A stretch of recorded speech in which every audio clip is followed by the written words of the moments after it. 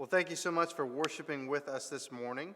We are starting a new series related to the end times. We're going to be doing a series of expositions in Matthew chapter 24 and Matthew 25.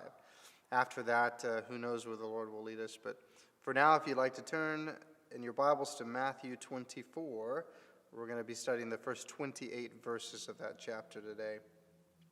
Pastor Daniel recently shared that he used to encourage his mother to admit that he was her favorite child. And he said at least on one occasion, she would respond to him, "Daniel, do you realize how much pain it was giving birth to you?" That's one thing that we men know nothing about. Sure, we can know in some sense what it feels like to be anxious when you're waiting in the emergency room, but none of us men know at all what it feels like to physically be in pain giving birth to a child. But perhaps those in the crowd that have given birth may find it easier to understand today's passage. You see, in this morning's passage in Matthew chapter 24, Jesus is speaking to his disciples about a certain time period within history that he likens to birth pains. Look at verse 8 for a moment, if you will. All these are but the beginning of the birth pains.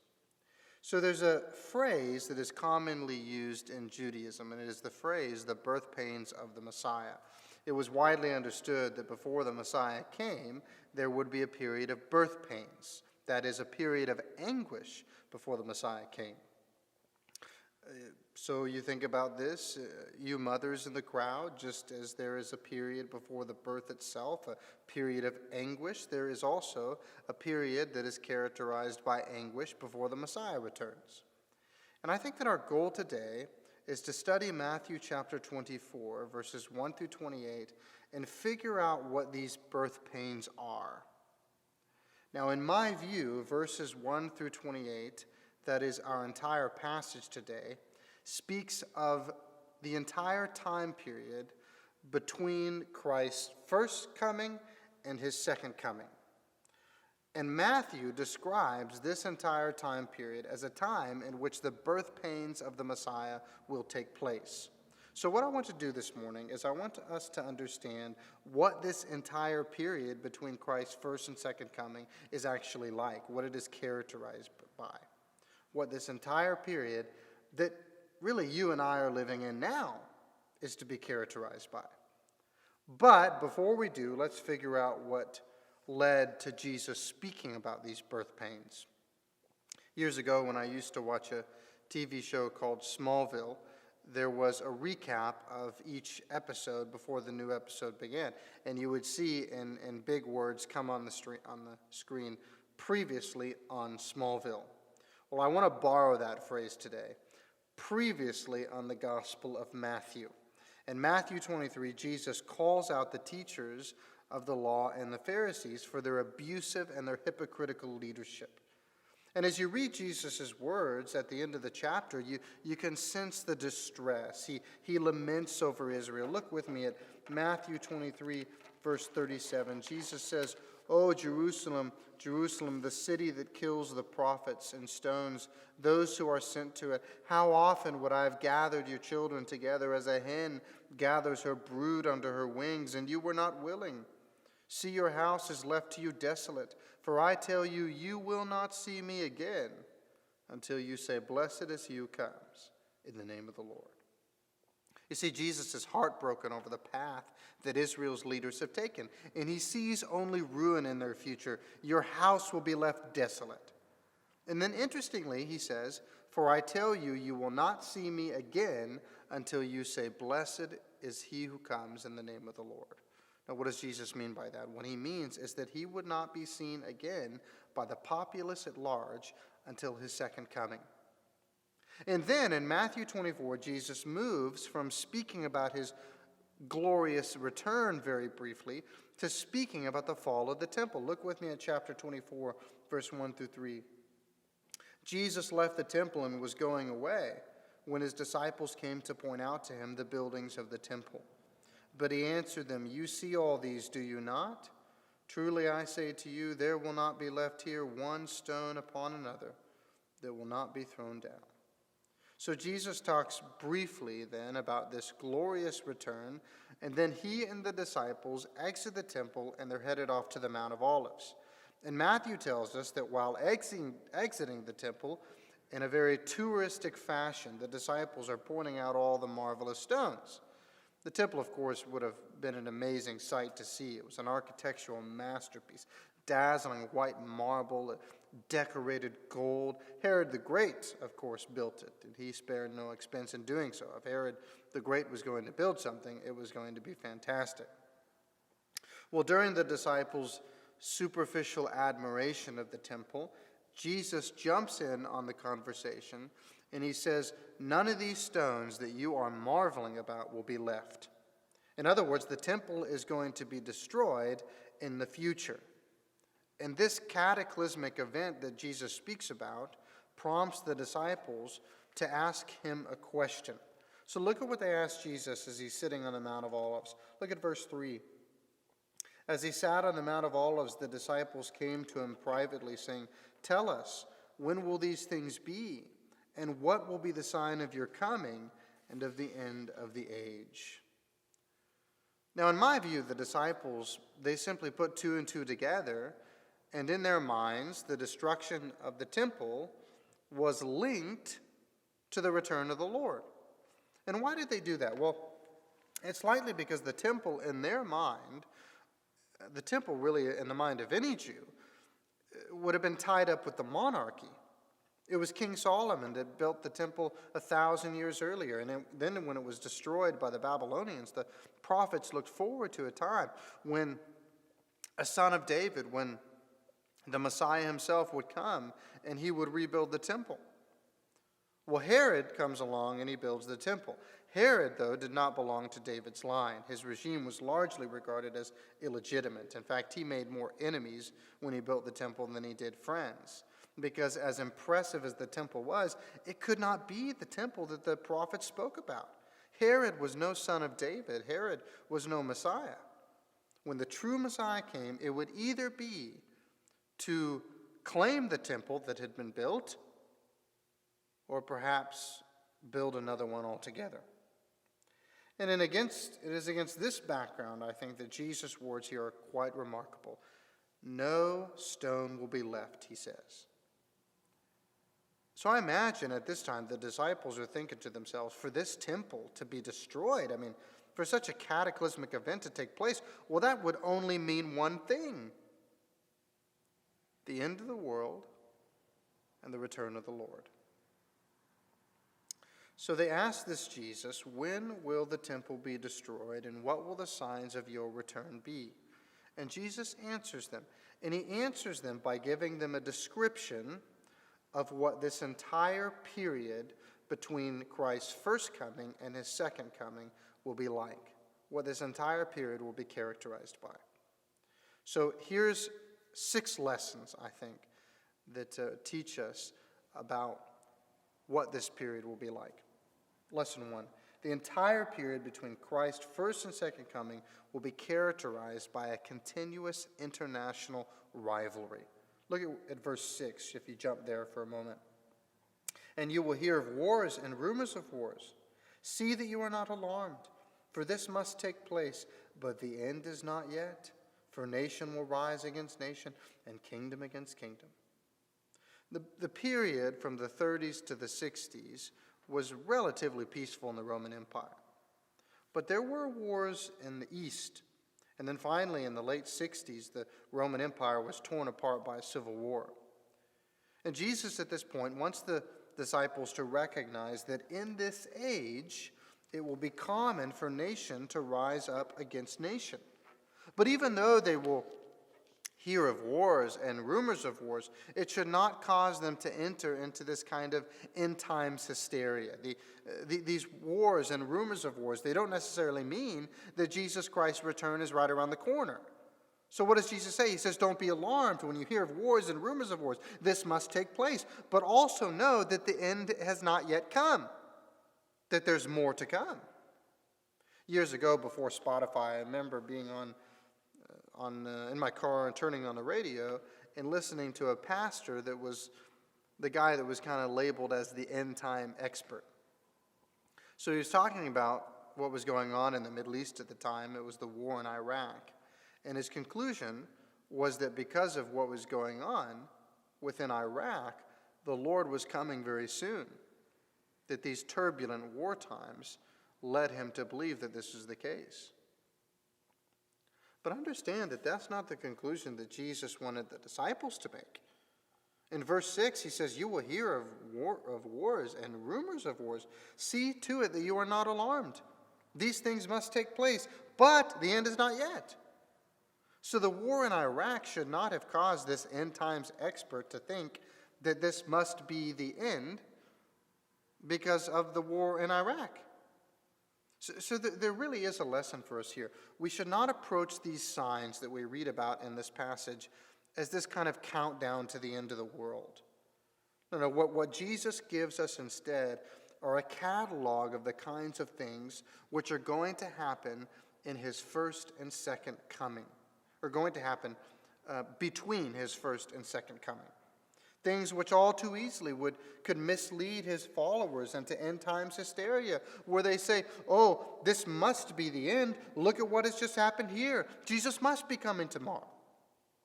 You see, all throughout this section, if you pay careful attention, Jesus is correcting the inclination to set a countdown schedule. The signs of the end, they're not intended to work that way. There will be many catastrophes, many critical moments in history when you will be tempted to think, this is it. But don't get overly excited. Don't become alarmed. You will hear of wars and rumors of wars, for this must take place, but the end is not yet.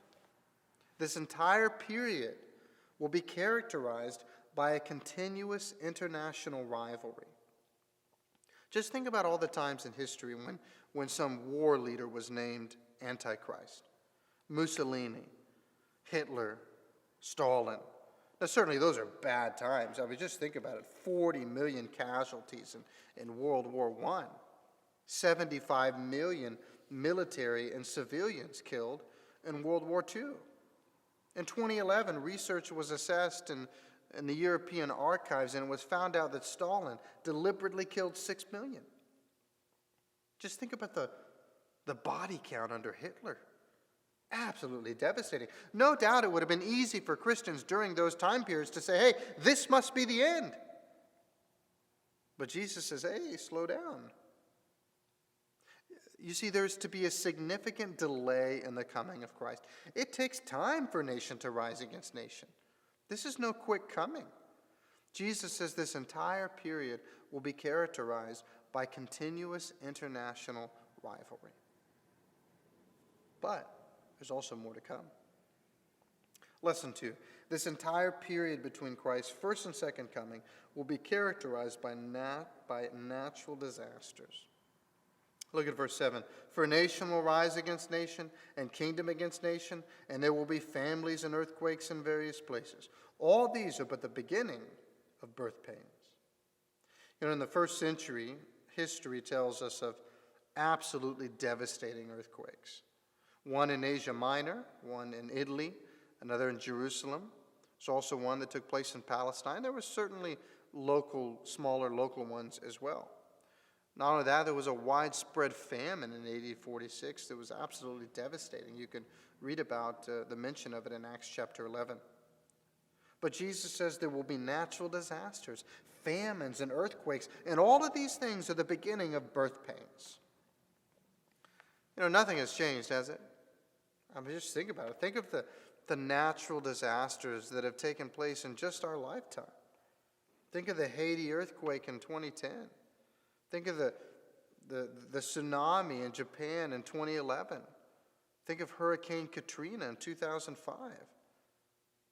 Disasters like that, I'm sure if you're close enough to them, they will rock your world. They will make you think about eternity. They'll make you think about life and death. But still, these disasters, they should not cause us to enter into this kind of end times hysteria. Jesus says this entire period will be characterized by natural disasters. Lesson 3. This entire period between Christ's first and second coming will be characterized by opposition and persecution. Look at verse 9. Then they will deliver you up to tribulation and put you to death, and you will be hated by all the nations for my name's sake. Now, it's important to understand that the word then, in my view, does not mean then sequentially. That is to say, after the famines and an international rivalry, there will be persecution. I don't believe that it's meant to be read like that. It simply means that during this entire time period, go ahead and add persecution and opposition to the mix. I mean, just think about it. When you read the book of Acts, you are reading about the apostles in the early church suffering for Christ's name. I mean, you read about Christians in the early church like Stephen get stoned. You read about Paul spending years of his life in prison. He was beaten. He was lied about. He was misrepresented. All of the apostles except John were all martyred for the faith. John himself was exiled on the island of Patmos. And the persecution, it didn't end in the first century. In fact, it only got worse. I wonder if any of you that are listening and are familiar with the Voice of the Martyrs, that ministry. You can go on the website. You check it out. Just read the articles. Every week you read about a pastor that has been killed. Did you know that according to the data, there have been more martyrs in the last 200 years than the previous 1,800 years of church history combined? And then you think about us. Here we are in the United States, sitting in our cozy chairs. Nobody's coming to chop our heads off because of the faith. Our government isn't hanging Christians in the streets because of our faith. We're decently cozy. And then you look at what's going on in Nigeria. I mean, Nigeria, the violent attacks by Boko Haram and Islamic militants, they happen regularly. Persecution there has affected families. It's affected churches. It has affected spouses and parents and homes. But understand this, what the Nigerians are facing is not out of the ordinary. In fact, what they are facing is common when it comes to the history of the church. It is the United States of America in this time period that is an anomaly. Understand, what is normal is for the church to be opposed. That is what is normal. You and I find ourselves in a rare time and place in history. I like what D.A. Carson, a New Testament scholar, said. He said, "We have no reason to think that our relative freedoms will continue, but we have every reason to think that they will be taken away." We have every reason to think that persecution of the church will happen here soon. I mean, when you look at the history of Christianity around the world, persecution and opposition is a normal part of Christian living. This is why Peter says in 1 Peter 4, he says, "Beloved, do not be surprised at the fiery trial when it comes upon you to test you, as though something strange were happening to you." Jesus tells us that characteristic of this entire age is opposition and persecution against Christians. Lesson 4. This entire period between Christ's first and second coming will be characterized by apostasy. Look at verse 10. "And then many will fall away and betray one another and hate one another." So the word apostasy is a word that means a turning away from a profession that you have adopted.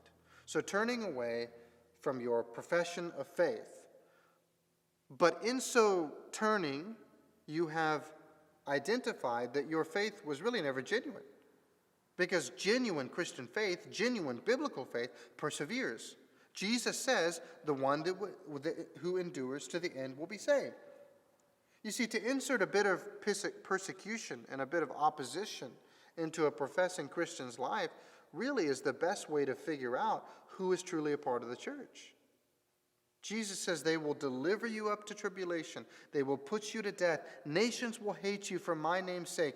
And that very persecution that he talks about ends up being the purging effect upon the church. Many will fall away and betray one another and even hate one another.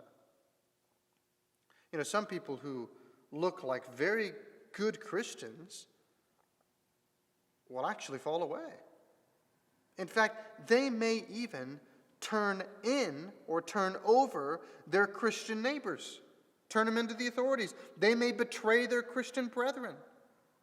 Jesus wants us to know that perseverance in the faith is a mark of God's grace.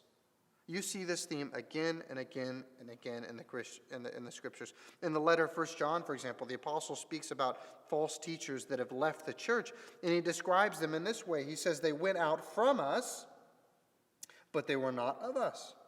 For if they had been of us, they would have continued with us. Perseverance in the faith is evidence that your faith is genuine. It's evidence that your faith is genuine. You will know who the real Christians are, because when the trouble comes, they stick it out. Persecution, what it often does is it purges out all the pretenders from the faith. And Jesus knows this, which is why he says, he who endures to the end will be saved. Jesus insists that this entire period will be characterized by apostasy. Now let's pause for a moment. Verses 4 to 28 describe the birth pains of the Messiah from beginning to the end. So this whole time period between Christ's first and second coming is filled with all of these birth pains that we're talking about. But verse 15 to 21, right in the middle, this middle section, describes one particularly sharp birth pain that us believers today have not felt. Look with me at verse 15. So when you see the abomination of desolation spoken of by the prophet Daniel standing in the holy place, let the reader understand. Then let those who are in Judea flee to the mountains. Let the one who's on the housetop not go down to take what is in his house. And let the one who is in the field, not turn back to his cloak. And alas, for women who are pregnant, and for those who are nursing infants in those days, pray that your flight may not be in winter or a Sabbath, or on a Sabbath, for then there will be great tribulation, such as has not been from the beginning of the world until now. No, and never will be. Now, as I've already said, our entire passage, verses 4 to 28, speaks of the birth pains of the Messiah from the beginning to the end. But here in verses 15 to 21, right in this middle section, describes one very sharp birth pain. Historians tell us that the descriptions here fit the history of the fall of Jerusalem in AD 70. So when Titus, the Roman general, razed the temple to the ground. So this birth pain is historically specific. It has already happened. And let's see how Jesus describes it. He speaks of it as the abomination of desolation. So he's drawing on the prophecy of Daniel. The prophecy of Daniel predicted that there would be some appalling desecration of the temple in Israel's future. Now, the immediate fulfillment of that prophecy that Daniel has talked about took place in 168 BC, when Antiochus Epiphanes desecrated the temple by erecting an altar to Zeus and sacrificing a pig on it. It was a terrible event. The Jews would have not forgotten it. But the interesting thing is that Jesus comes along here, and he says that those events of 168 BC, that they don't exactly exhaust the significance of Daniel's prophecy. The temple would again be desecrated in a similar way to the way Daniel has predicted. And this time it'll be far worse than what took place in 168 BC. This time there will be no Judas Maccabeus to deliver them. The only hope that you have for this time is to flee. So he describes this future period in AD 70 in this way. Jesus says, let then those who are in Judea, this is verse 16, then let those who are in Judea flee to the mountains. Let the one who's on the housetop not go down to take what is in his house. So many of the roofs at that time were flat. So I think Jesus, in his thinking currently, is he's saying, listen, when you hear that all this is going down, the abomination of desolation, don't even go downstairs, right? Just jump from roof to roof. Get out of here. Then he says in verse 18, let the one who's in the field not turn back to take his cloak. When the abomination of desolation happens, leave your possessions behind. It's not worth going back to get them. You know, flight is always harder in winter, and it's not very easy on the Sabbath. So that's why Jesus says to the women in verse 19, and alas, for women who are pregnant and for those who are nursing infants in those days, pray that your flight may not be in winter or on a Sabbath. Jesus says to flee. And boy, it's for good reason. The siege of Titus in AD 70 was total savagery. Not only that, but rival groups within the city, they slaughtered one another. And Jesus says something astonishing in verse 21 about this future event. Speaking of in AD 70, he says in verse 21 that this devastating event would be unequal to any other event in Judah's history. And it's worth pausing and asking, how in the world could Jesus say such a thing?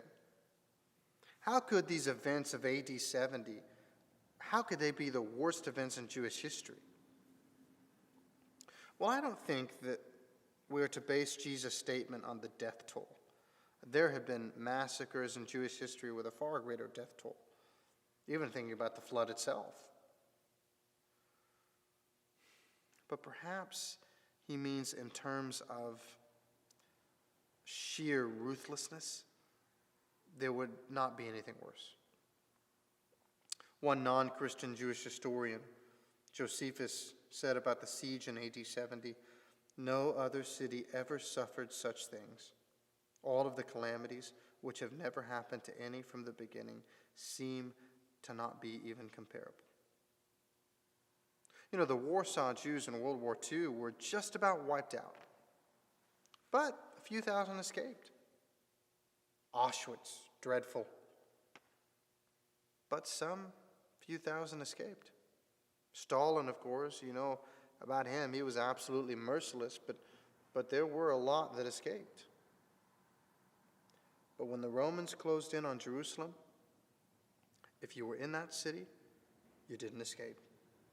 In fact, the few that did flee to Masada, they all died too. They were either caught and executed, or they were put into slavery. Perhaps because of what the temple meant for the Jews, because of the savagery that took place, the prolonged suffering, and the sheer ruthlessness, the fact that nobody escaped. Maybe this is why Jesus puts the fall of Jerusalem in a class by itself. Now, for us as believers today, we didn't feel that sharp pain. We feel the others that we've mentioned, natural disasters, international rivalry. But AD 70, that was a long time ago. It's done and gone. That being said, the apostles of the New Testament seem to indicate that the prophecy of Daniel was not only fulfilled in 168 BC and in 70 AD when Jesus talks about this, but the apostles believed that there was actually a level of application into the future. Rob Andrews, a rugby player, was in the World Cup semifinal in Edinburgh in 1991. And after he kicked the winning goal, there was so much excitement, and an interviewer came onto the field and was asking him a question. And he commented, and he said, "The pass that Richard Hill threw to me with only 8 minutes remaining had already arrived 1,000 times before. For years, we had rehearsed that play." You see, the sign of the fall of Jerusalem in AD 70, you can say that it was merely a dress rehearsal of what is going to happen at the end. Now, the text does not touch on it here, and I don't have time to go into all of the passages. That is not my burden for today. But in my view, take it or leave it, the future in the future there will be a final Antichrist figure that will come, and he will bring about another great tribulation, a final outbreak of evil at the end of the age. Lesson 5, almost done. This entire period between Christ's first and second coming will be characterized by false teachers. Look at verse 4, if we back up all the way to verse 4. And Jesus answered them, "See that no one leads you astray, for many will come in my name, saying, I am the Christ, and they will lead many astray." Then we get to verse 11. The theme picks up and continues. And many false prophets will arise and lead many astray. Then scroll down, if you will, to verse 23. Then if anyone says to you, "Look, here is the Christ," there he is, do not believe it. For false Christs and false prophets will arise and perform great signs and wonders, so as to lead astray, if possible, even the elect. See, I have told you beforehand.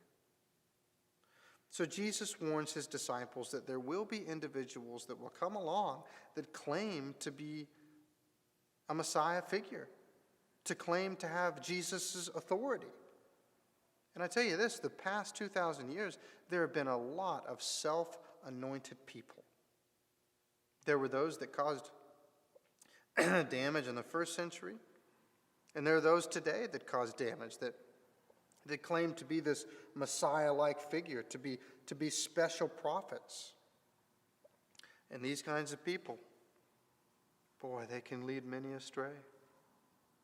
I remember going to the silos in Waco, Texas about 5 years ago. And I remember seeing a police officer there, and I asked him, I said, what does the town make of Chip and Joanna Gaines? Do they really like them? Do they like what their presence has done to Waco? And the police officer said, "Oh, we absolutely love it. Because previously, Waco was only known for one thing: David Koresh."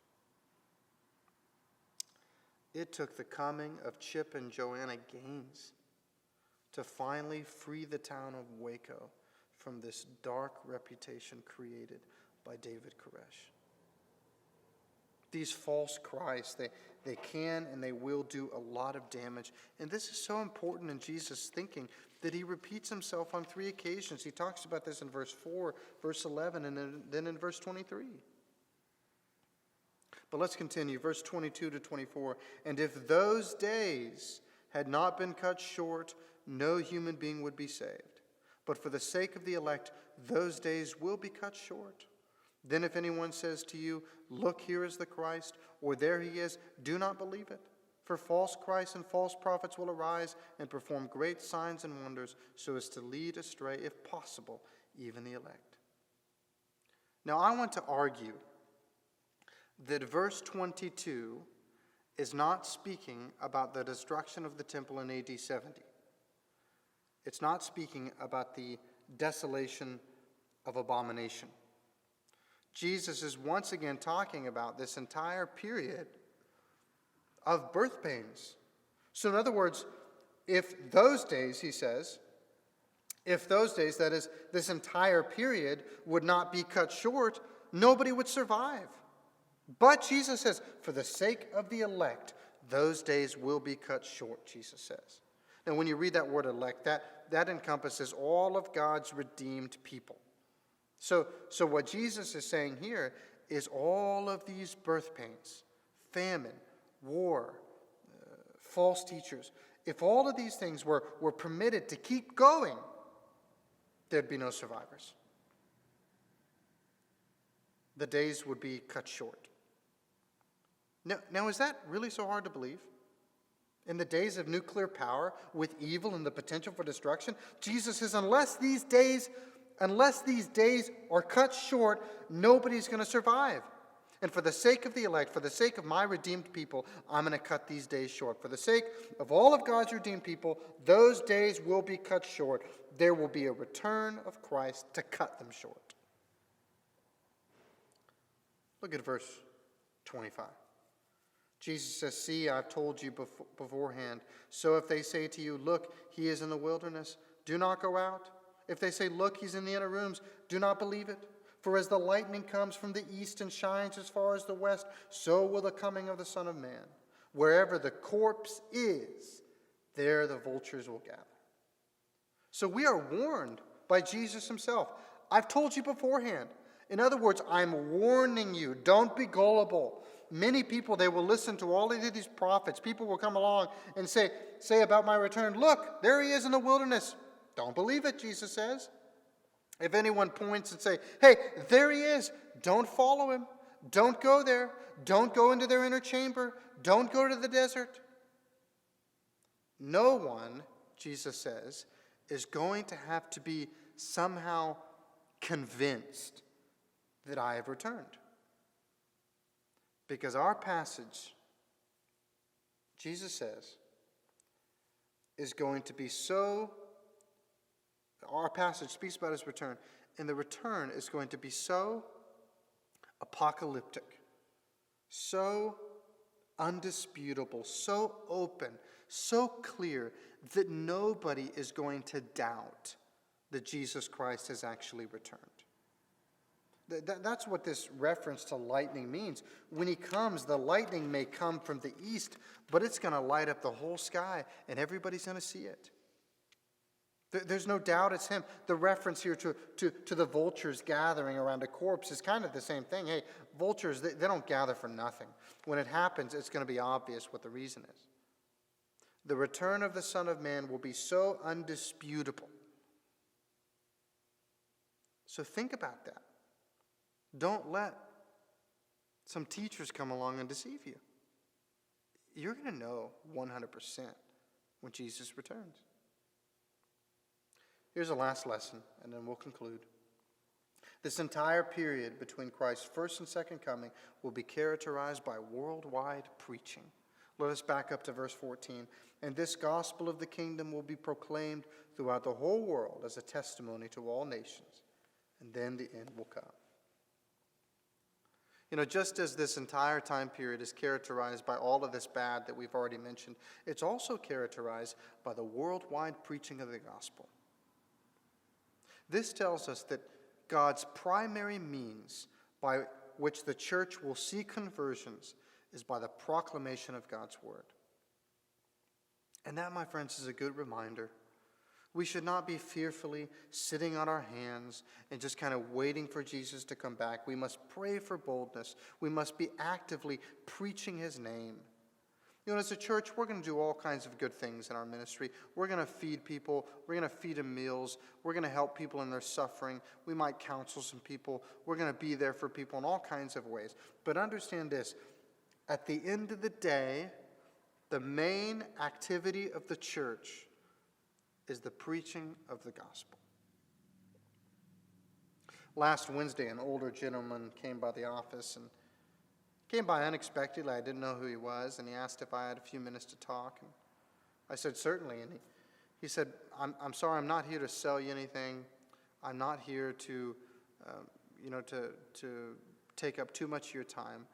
I have a home church already. I'm simply here because I want to help you build God's kingdom. And he spent the next 15 minutes or so giving me tips on evangelism. And he gave me his number. And he said, if you have anybody that you need trained in evangelism, I will do it. Please just call me. My only problem these days is I'm a bit hard of hearing. I can't hear very well. And I'm also 89 years old, so I move a bit slower. But, he said, as long as the Lord has me here, I'm going to preach. Brothers and sisters in Christ, when God determines that the time for the preaching of the gospel is over, the end will come. But until then, let's not let our bad hearing or our old age or our jobs or our relationships or our hobbies or anything else hinder us from the main activity that God uses to save souls, preaching of the gospel of Jesus Christ. Well, let's bow our heads. You be praying. I'll pray in a moment. Maybe you'd like to give your life to Christ today. I'd love to chat with you about that. There's going to be a number at the bottom of the screen. You can call that number. You can text that number. We'd love to talk with you about placing your faith in Jesus. We'd love to talk with you about the gospel and the forgiveness that Christ offers. Maybe you'd like to become a member of this church. Boy, that would really excite us as well. We'd love to chat with you about that. Maybe you need prayer. You're struggling. Maybe you need prayer to be bold to preach Christ's name. Maybe you are sensing yourself some of these birth pains of the Messiah. And in some ways it's got you down and you need prayer. Whatever it is, I encourage you to please call or text that number so we could pray for you. Father, I thank you for the treasure that you have given us, your word. Lord, we don't know all the details of the end, but we do know some things. And we thank you for warning us that we shouldn't think it strange, this fiery trial that we're in. I pray that you give us the grace, the strength to be able to endure what you've called us to endure in this life. Lord, I pray that you would speak to your people today, and that this coming week you would draw close to them. Pray all these things in Jesus' name. Amen. Well, thank you so much. God bless you in a way.